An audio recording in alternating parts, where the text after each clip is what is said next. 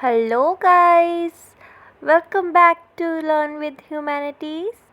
First of all कैसे हो आप सब? I hope you all are doing great. अच्छे हैं सभी. चलिए, सो एज़ यू नो कि मैंने अभी कुछ देर पहले अपनी वीडियो डाली थी which is road side stand के ऊपर जो मैंने आपकी पोइट्री कवर की क्लास 12th की. तो मैंने सोचा कि चलो इसकी एक और जो पोइट्री वाला सेशन है, लास्ट आपकी पोम है ऑन्ट जेनिफर स्टाइकर्स. ठीक है, तो मैंने सोचा कि चलो ये भी आज ही मैं आपका से ख़त्म कर दूँ, फिर 5 आपकी जो है कंप्लीट हो जाएंगी पोम्स. सो इसलिए मैंने, ठीक है, आज इस वीडियो के थ्रू हम ऑन जेनिफर स्टाइकर्स जो आपकी लास्ट पोम है फ्लामिंगो की पोइट्री के सेशन में से, वो हम कवर करेंगे. Okay, so let's start. और यहाँ पे ना 6 लिखा होगा सीरियल नंबर, है ना, आप देख रहे होंगे स्क्रीन पे. बट ये कंफ्यूज मत हो जाना, ये एक्चुअली मेरे पास पुराना PDF पड़ा था तो इसलिए. ठीक है, यहाँ पे 6 लिखा है. अदरवाइज़ आपकी ये 5th पोम है ऑन जेनिफर स्टाइकर्स. एक आपकी एलिमेंट्री स्कूल जो है डिलीट हो गई थी, सो ये पुराना है. ठीक है, कंफ्यूज मत हो जाना यहाँ पे. सो इस पोम की राइटर हैं एंड्रीन रिच. ठीक है, और ये बॉर्न हुई, ठीक है, इनका जो जन्म है वो हुआ 1929 में इन बाल्टीमोर, मैरीलैंड, USA. ठीक है, she is widely known for her involvement in contemporary women's movement as a poet and theorist.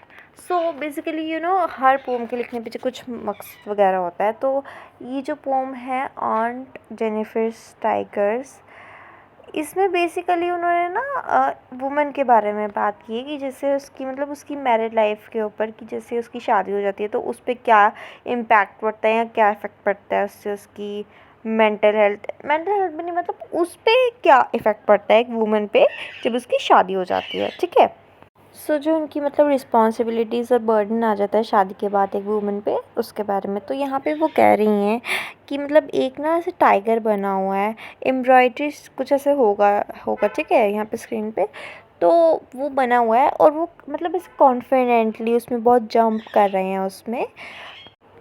ठीक है, तो यहाँ पे जो हमारी पोइट है ना, वो यहाँ पे जो टाइगर्स है ना उनको ब्राइट टोपाज से कंपेयर करिए. टोपाज क्या होते हैं? टोपाज वो होते हैं कि जो आप देखते हो जैसे जो एस्ट्रोलॉगर वगैरह होते हैं, उन्होंने ऐसे ना स्टोन सा होता है, कभी उनकी अंगूठी वगैरह या गले में ऐसे चेन में डाल के ऐसे पत्थर जैसा होता है, जैसे नीलम होता है ना, तो वैसे ही टोपाज भी होता है.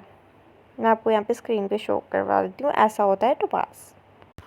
और वो टोपाज से, आई मीन पोइट टोपाज से टाइगर्स को इसलिए कंपेयर करेंगे क्योंकि उनका जो कलर है ना, वो उनको ऐसा लगता है कि वो काफ़ी मिलता जुलता है टाइगर से. ठीक है, और वो कह रही हैं कि जो टाइगर्स हैं वो जंगल में रहते हैं, उनका घर नेटिव जंगल में है. ठीक है, और उनको किसी से डर नहीं लगता, वो किसी आदमी से डरते नहीं हैं, क्योंकि वो जो इंसान है जो पेड़ के नीचे खड़ा है उन्हें उससे डर नहीं लगता. तो यहाँ पे हो सकता है कि वो जिसके बात कर रही हैं वो कोई हंटर होगा, और वो कह रही हैं कि जो हंटर्स हैं टाइगर को उससे भी डर नहीं लगता, ये काफ़ी फियरलेस हैं.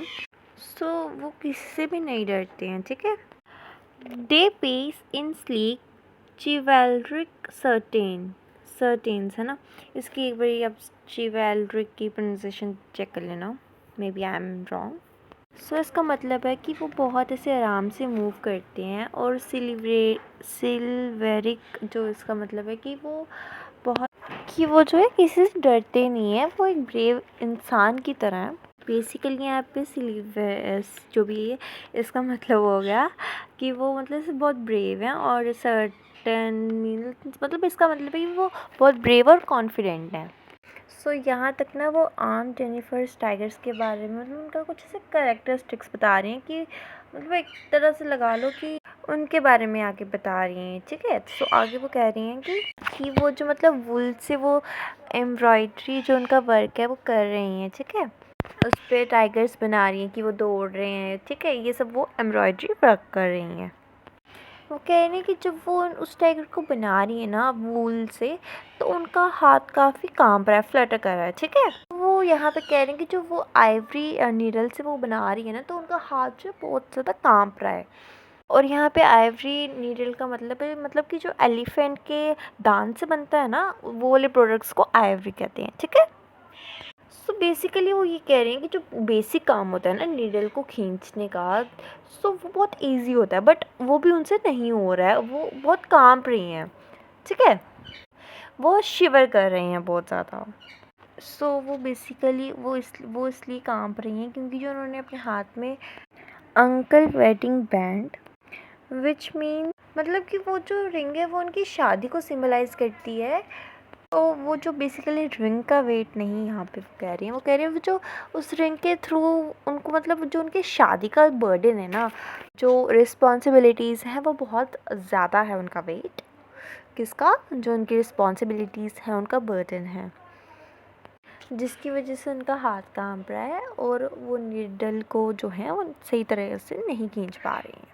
सो बेसिकली वो ये कहना चाहती हैं कि जो उनकी जो रिंग है, जैसे मैंने आपको बताया, उसका वेट एक्चुअल में ज़्यादा नहीं है, बट जो रिस्पॉन्सिबिलिटीज़ बर्डन जो मतलब उनकी शादी के बाद उनका मैरिज लाइफ का जो एक्सपीरियंस है वो काफ़ी अच्छा नहीं है, वो बहुत ऐसे ख़राब सा है, ठीक है। बहुत उनकी शादी करके वो ऐसे सोचते हैं कि शादी करके वो ऐसे बर्बाद सी हो गई हैं। और ऑब्वियस सी बात है कि इसका रीज़न उनके हस्बैंड होंगे, वो सही तरीके से उन्हें ट्रीट नहीं करते होंगे। सो वो उनकी केयर नहीं करते होंगे, अच्छे से बात नहीं करते होंगे। सो जिसकी वजह से जो आंट जेनिफ़र है ना, जेनिफ़र सॉरी, वो अपने आप को बहुत ऐसे क्रस्ट फ़ील करती हैं, डोमिनेंस फ़ील करती हैं अपने हस्बैंड का। सो वो कह रही हैं कि जब उनकी डेथ होगी ना, आंट जेनिफ़र की डेथ भी होगी ना, तब भी वो जो रिंग है ना वो पहन के रखेंगी, जो सिग्निफ़ाई करेगा उनके bad experience about her marriage, ठीक है। सो वो अपनी पूरी जब तक वो ज़िंदा है ना, तो वो कह रहे हैं कि मैं तब तक भी वो रिंग डाल के रखूँगी जो मेरी शादी को सिग्निफ़ाई करेगा, कि जो उनकी मतलब बैड एक्सपीरियंस है उनकी शादी का, कि जो उनके हस्बैंड नहीं बिहेव अच्छे से करते थे उनसे, तो वो सिग्निफ़ाई करेगा उनके bad experience about her marriage, जैसे कि मैंने आपको पहले भी बताया, ठीक है।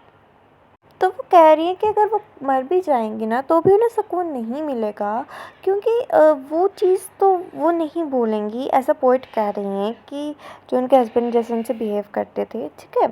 और वो जो रिंग उन्होंने डाली है ना, वो कह रही हैं कि वो मरने के बाद भी उससे मतलब जब तक जैसे कि वो रिंग डालकर ही वो मरेंगी, ऐसा पोएट यहाँ पे कह रही हैं। और जो उन्होंने एम्ब्रॉयडरी वर्क किया है ना, जिसमें टाइगर्स जंप कर रहे हैं खुशी से, कॉन्फिडेंस हो के ना, तो वो कह रहे हैं कि वो हमेशा ऐसे ही रहेंगे। और सो इन शॉर्ट वो कह रही हैं कि जैसे कुछ लोग लड़कियों को, सॉरी वुमेन का जो शादी का एक्सपीरियंस है वो अच्छा नहीं होता है, उनके हस्बैंड उन्हें अच्छे से ट्रीट नहीं करते हैं। और जो उन्होंने एम्ब्रॉयडरी वर्क किया है ना, सो वो उन्होंने इसलिए किया है कि उसमें जो टाइगर्स हैं वो तो अच्छे से कूद रहे हैं, भाग रहे हैं, आज़ादी है, जो कि आंट जेनिफ़र को नहीं मिली कभी, वो कब बाहर नहीं गई। और वो कह रही हैं कि वो उन्हें अपना आइडल भी मानती हैं। और उन्होंने मेल डोमिनेंट सोसाइटी के बारे में यहाँ पे बात की, जिसकी वजह से कुछ वुमेन बहुत कुछ फेस करती हैं। सो वो कह रहे हैं कि जो वुमेन है ना, उन्हें किसी से डरने की ज़रूरत नहीं है, वो ब्रेव बन सकती हैं, बोल्ड बन सकती हैं, स्ट्रॉन्ग बन सकती हैं, उन्हें किसी के से सुनने की ज़रूरत नहीं है, जैसे कि, ठीक है। सो इसी के साथ आपकी जो ये पोम है ये ख़त्म होती है। सो आपकी सारी पोइट्री जो है मैंने आपके इस चैनल पे ख़त्म कर दी क्लास 12th की। सो इसके बाद चैप्टर्स आएंगे, ठीक है। सो ऐसे मेरी वीडियो संडे और थर्सडे को आती है, बट आई थिंक कि मैंने आज 2 वीडियोस डाल दी हैं, क्योंकि अब मुझे ऐसा लगा कि मुझे आपका सिलेबस जो है जल्दी से कवर करना चाहिए, ठीक है। सो अगर आपको ये वीडियो के थ्रू आपको कुछ समझ आया हो, सो लाइक कर देना, सब्सक्राइब कर देना, कमेंट भी कर देना, and last, thanks for watching.